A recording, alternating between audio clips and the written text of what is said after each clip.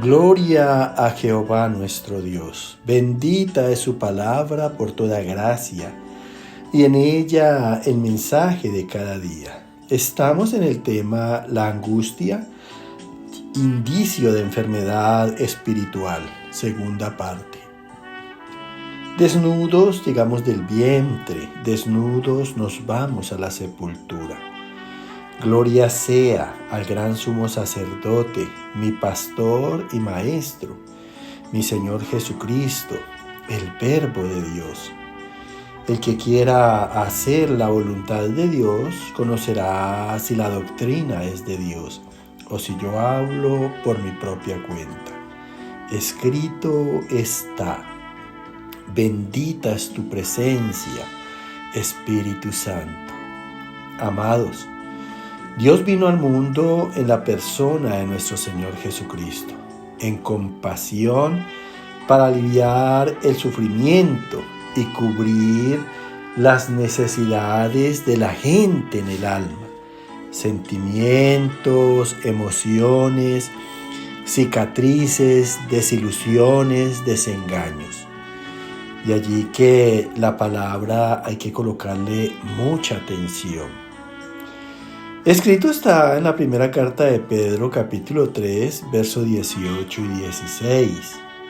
Cristo padeció una vez por los pecados, el justo por los injustos, para llevarnos a Dios, siendo a la verdad muerto en la carne, pero vivificado en espíritu, para que nosotros tengamos buena conciencia y buena conducta en Cristo.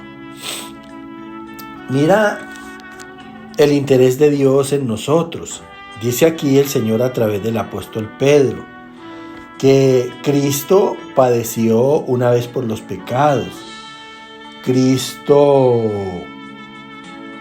recibió agravios e injurias por nuestros pecados, pero lo hizo una sola vez. De allí que nosotros no podemos vivir como dice alguna gente en el mundo. El que peca reza y el que reza empata. Y siguen pecando y siguen rezando y siguen empatando hasta que la muerte los alcanza y se van para condenación en sus almas. Mira, es una sola vez. Como quien dice, yo le pido perdón una sola vez y me someto a Él, a su gracia, para recibir poder, fortaleza, dominio propio en mi debilidad y procurar por el resto de mi vida no caer en el mismo error, en la misma equivocación.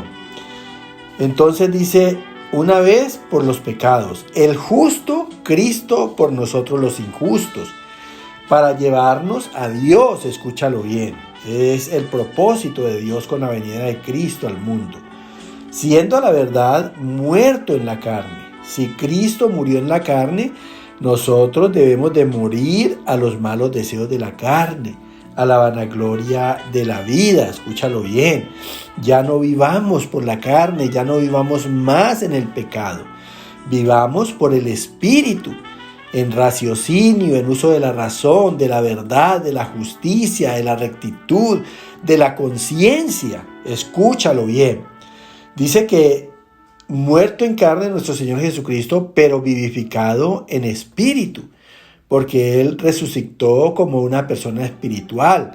Asimismo, lo que hace la palabra es darnos esa resurrección espiritual. Dice, para que nosotros tengamos, escúchalo bien, buena conciencia, buena conducta. ¿Cómo vamos a lograr una buena conciencia y una buena conducta? Si vivimos en Cristo. ¿Y cómo vamos a vivir en Cristo? No está Él, ya murió, ya se fue, está en el reino de los cielos, pero Él sigue figurando en el Evangelio por su palabra. Entonces, nosotros vamos a tener buena conciencia, buena conducta, haciendo la palabra de Dios. Nunca te olvides que Él se fue, pero nos ha ungido con su Santo Espíritu, el que está en nosotros y al que debemos honrar. No lo contristemos, por favor, obrando en las determinaciones propias por los malos deseos de la carne.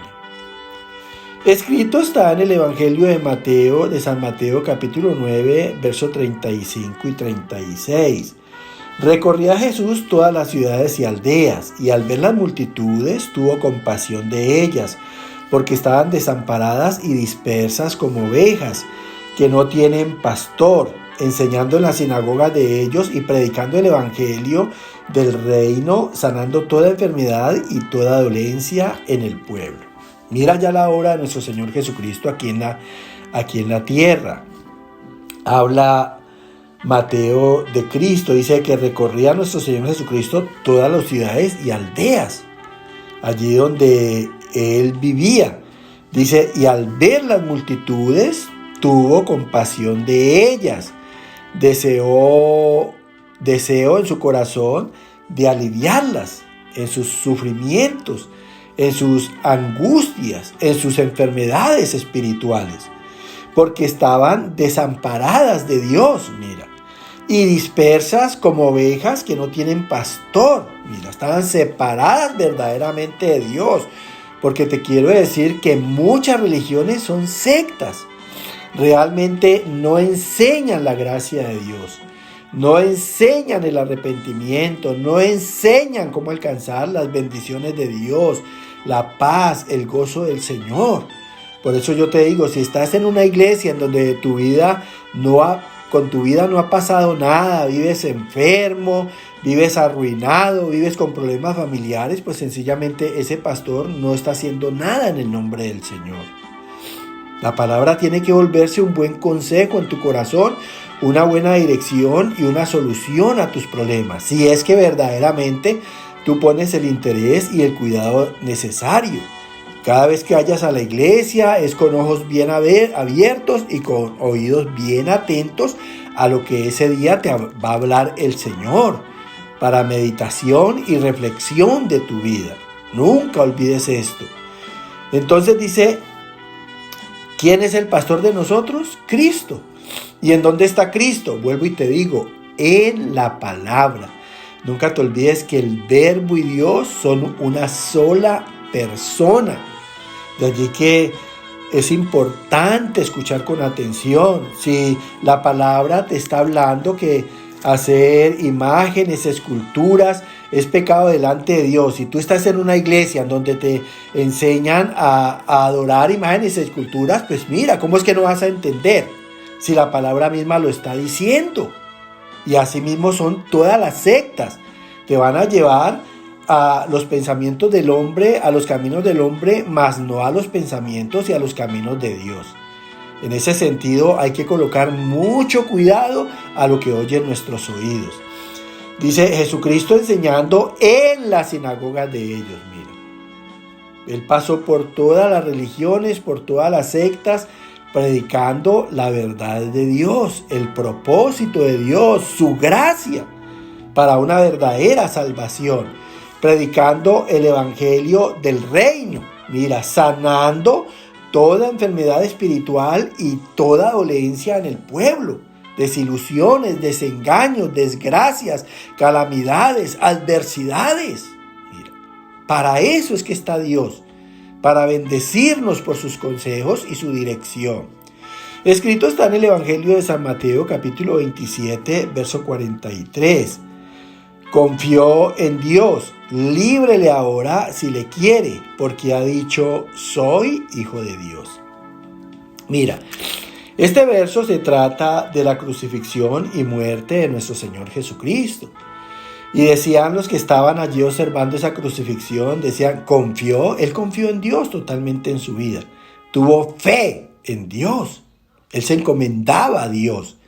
Entonces le decían, ahora que está ahí en la cruz, sentenciado a muerte, pues que le libre ahora si Dios quiere. Porque ha dicho, soy hijo de Dios. Y nunca olvides que una de la gracia que precisamente vino a hablar Cristo aquí al mundo es darnos la potestad de ser hijos de Dios. Ahora, en este sentido hay que ponerle mucho cuidado a la vida, porque ser hijo de Dios es participar del carácter de Dios. Si nosotros hemos traído la imagen y la semejanza de nuestros padres terrenales, ahora quiere Dios que llevemos la imagen de Él y su semejanza. Una vida espiritual en semejanza de obras de rectitud en Dios y por el Evangelio. Mira lo importante que es entender el Evangelio. Escrito está en el libro de los Salmos capítulo 22, verso del 8 al 11. Tú eres el que me sacó del vientre, el que me hizo estar confiado desde que estaba a los pechos de mi madre. Sobre ti fui echado desde antes de nacer. Desde el vientre de mi madre tú eres mi Dios. No te alejes de mí, porque la angustia está cerca, porque no hay quien ayude. Se encomendó a Jehová, líbrele él, sálvele, puesto que en él se complacía. Mira qué bonito lo que David consideraba en su corazón. Dice aquí David que honrando a Dios le dice: tú eres el que me sacó del vientre. Por ti estoy aquí en este mundo. Tú me formaste en mi madre y me has dado vida en este mundo. El que me hizo estar confiado desde que estaba a los pechos de mi madre. Él fue el que le dio la naturaleza a la madre de amamantar a los hijos. Y de allí todos nos levantamos confiados en los pechos de nuestras madres. Dice: sobre ti fui echado desde antes de nacer, sobre ti fue encomendado desde antes de nacer. Cuando estaba en el vientre de la madre, ¿cuántos no bendecían ese hijo? ¿Cuántos no querían que naciera? ¿Cuántos no le deseaban el bien por todos lados? Y tanto que empezaron a preparar la venida de ese hijo. Dice: desde el vientre de mi madre, tú eres mi Dios. Mira qué hermoso. No te alejes de mí. Ahora que David dice: no te alejes de mí, pues sencillamente nosotros somos los que nos alejamos de Dios en nuestra necedad, en nuestra insensatez, en nuestros malos deseos, en la vanagloria de la vida. Dios nunca se ha alejado de nosotros. Él está allí, Él es omnipresente. Nunca se ha alejado de nosotros, tanto que conoce bien nuestras vidas. Escúchalo, por favor, porque la angustia está cerca. Mira, por eso le decía: no te alejes de mí, porque la angustia está cerca, la desgracia acecha. Satanás vino a destruir y a matar, porque no hay quien ayude. En cuestiones de la ira de Dios, de castigos, no hay quien nos ayude. ¿Quién le va a decir a Dios que no nos castigue si Él nos está castigando por nuestro propio bien? Falta es que nos digan que Él nos está corrigiendo y que debemos de aprender en Él a hacer lo bueno. Mira, se encomendó a Jehová, se puso en manos de Dios. Mira, eso es lo que hacemos todos los cristianos: colocarnos en manos de Dios para honrarlo y glorificarlo como Él es digno. Entonces las demás gentes dicen: pues entonces que Dios los libre, que Dios los salve. Lo mismo que dijeron de nuestro Señor Jesucristo, puesto que en Él se complacían. En Dios nos alegramos, en Dios tenemos paz, en Dios tenemos gozo. Mira, que el Señor te continúe bendiciendo, llenando de gracia y dándote salvación para ti y toda tu casa. Amén, amén y amén. Gloria al Padre, gloria al Hijo en su gracia, gloria al Espíritu Santo por su santificación. Aleluya.